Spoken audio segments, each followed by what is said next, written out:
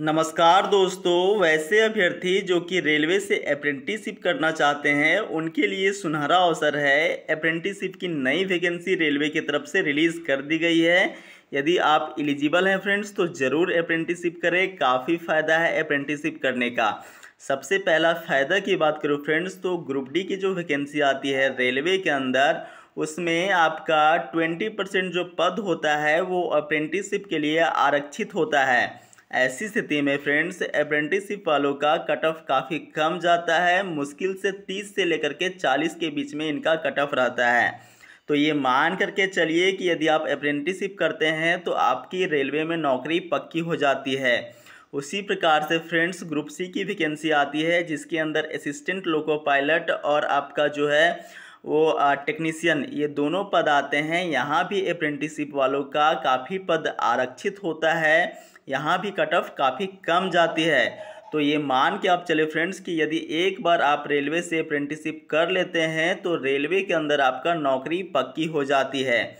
तो चलिए फ्रेंड्स देख लेते हैं पूरी नोटिफिकेशन को डिटेल में कि कौन कौन एलिजिबल है, क्या एज होना चाहिए, कौन सा ट्रेड यदि आपका है तो आप अप्रेंटिसशिप कर सकते हैं।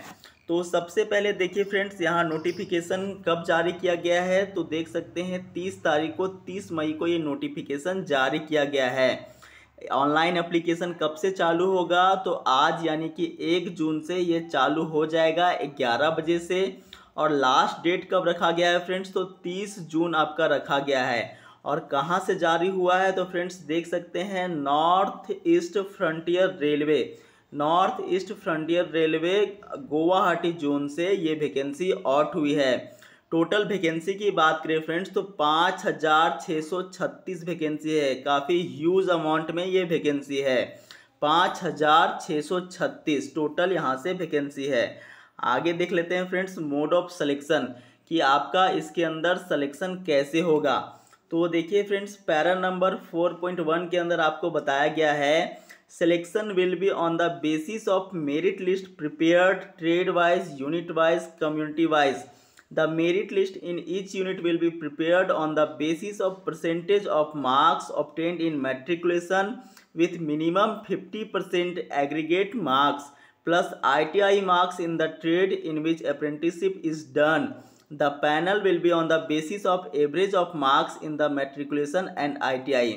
इसका मतलब ये हुआ फ्रेंड्स कि जो आप 10th में मार्क्स लाते हैं, मान लीजिए 10th में आपका 80% मार्क्स आया और जो आप ITI के अंदर मार्क्स लेकर के आए हैं, चाहे आप किसी भी ट्रेड से हो, इलेक्ट्रीशियन हो, फिटर हो, डीजल मैकेनिक हो या फिर किसी दूसरे ट्रेड से हो, उसका मार्क्स मान लीजिए कि आप फिटर है आपका ट्रेड और आपने उसमें भी 80% मार्क्स लाया है, ठीक है। तो 80% आपका 10th का और 80% आपका ITI का, दोनों को जोड़ करके दोनों का औसत निकाला जाएगा, एवरेज निकाला जाएगा, माध्य निकाला जाएगा।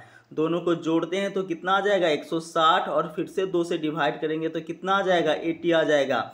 और इस प्रकार से जिन अभ्यर्थियों का मार्क्स ज़्यादा होगा उनको रख लिया जाएगा, ठीक है फ्रेंड्स। यहाँ पे आपका कोई एग्ज़ाम नहीं होने वाला है। आपका 10th और आपका ITI के मार्क्स पे ही आपका सिलेक्शन हो जाएगा, ठीक है। तो मोड ऑफ सिलेक्शन आपको समझ में आ गया होगा फ्रेंड्स। आगे देख लेते हैं कुछ और इनकी बातें। अब देखिए फ्रेंड्स यहाँ पे आपको दिया गया है पैरा नंबर 6 के अंदर कौन कौन से डिवीज़न में कितनी वैकेंसियाँ हैं। आप PDF को खुद से भी एक बार देख लेंगे फ्रेंड्स कि कौन कौन से जोन में कितनी वैकेंसी है। जैसे कटिहार हो गया, अलीपुरद्वार हो गया, इनमें वैकेंसियों की संख्या 919, 522 और इसी तरह से दूसरे डिवीज़न में इनकी वैकेंसियाँ है, ठीक है। आगे चलते हैं फ्रेंड्स, कुछ और डिटेल को देखते हैं। तो ये सब सारे डिवीज़न वाइज देखिए और यहाँ पे आपको कौन कौन से ट्रेड का कितना पोस्ट दिया हुआ है। जैसे मैकेनिस्ट हो गया, वेल्डर हो गया, फिटर हो गया, डीजल मैकेनिक हो गया, रेफ्रिजरेटर, इलेक्ट्रॉनिक्स मैकेनिक्स, वेल्डर, ये सारे जोन का आपका टोटल जो है वो वैकेंसी दिया गया है यूनिट वाइज, कम्युनिटी वाइज, ठीक है फ्रेंड्स। आगे चलते हैं। आगे ये सारा आपका डिवीज़न वाइज वैकेंसी दिया गया है फ्रेंड्स। देखिए फ्रेंड्स एलिजिबिलिटी कंडीशन आपको पैरा नंबर 8 के दौरान दिया गया है कि कौन लोग इसको भर सकते हैं। तो 8.1 में लिखता है the candidate should have completed 15 years of age and should not have completed 24 years of age on 1/4/22। मतलब कि अभ्यर्थी का मिनिमम आयु 15 साल होना चाहिए ITI कंप्लीट होने के बाद, ठीक है। मिनिमम आयु 15 साल और मैक्सिमम 24 साल। और कब से, तो 1 तारीख 4था महीना 2022, ठीक है। 1/4/2022 तक 15 साल हो जाना चाहिए या 24 साल से ऊपर नहीं होना चाहिए। हालांकि फ्रेंड्स यदि आप OBC हैं तो आपको 5 साल का छूट दिया जाएगा, और वहीं SC है फ्रेंड्स तो आपको जो है वो 3 साल का छूट दिया जाएगा। वहीं फ्रेंड्स PWD कैंडिडेट है यानी पर्सन विथ डिसेबिलिटी वाले कैंडिडेट हैं तो उनको 10 साल का छूट दिया जा सकता है। अब देखिए फ्रेंड्स पैरा नंबर 10 के अंदर आपको मिनिमम एजुकेशनल क्वालिफिकेशन पूछा गया है। तो यहाँ पे देखिए मैं क्लियर कर देना चाहता हूँ कि 10th पास होना चाहिए और साथ में आपका ITI होना चाहिए, ठीक है। ITI जो है वो किसी भी ट्रेड में हो चलेगा, कोई इशू नहीं है, कोई भी ट्रेड से आप ITI किए होने चाहिए, ठीक। आगे पेमेंट की बात करें तो पेमेंट इसमें आपको कितना करना पड़ेगा फ्रेंड्स, आपको पेमेंट जो है वो आपको 100 रुपये का मात्र करना पड़ेगा, ठीक है। और फॉर्म कैसे भर सकते हैं, तो फॉर्म भरने के लिए यहाँ पे वेबसाइट का लिंक दिया गया है www.nfr यानी नॉर्थ ईस्ट फ्रंटियर रेलवे यानी गुवाहाटी जोन इंडियन रेलवेज.gov.in। यहाँ से जा कर के आप फॉर्म को फिलअप कर सकते हैं और रेलवे के अंदर अप्रेंटिसशिप कर सकते हैं फ्रेंड्स। देखिए फ्रेंड्स यदि आप इन सभी ट्रेड में से किसी भी ट्रेड से आपका ITI है तो आप ज़रूर फॉर्म को फिलअप करें और रेलवे के अंदर अप्रेंटिसशिप करें। काफ़ी अच्छा मौका है, काफ़ी ह्यूज अमाउंट में सीट निकला हुआ है।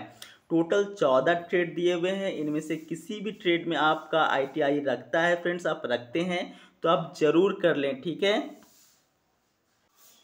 देखिए फ्रेंड्स पैरा नंबर 18.1 और 18.2 काफ़ी महत्वपूर्ण है। यहाँ पे बोला गया है the candidates finally engaged will be provided stipends at the prescribe rate as per the provision.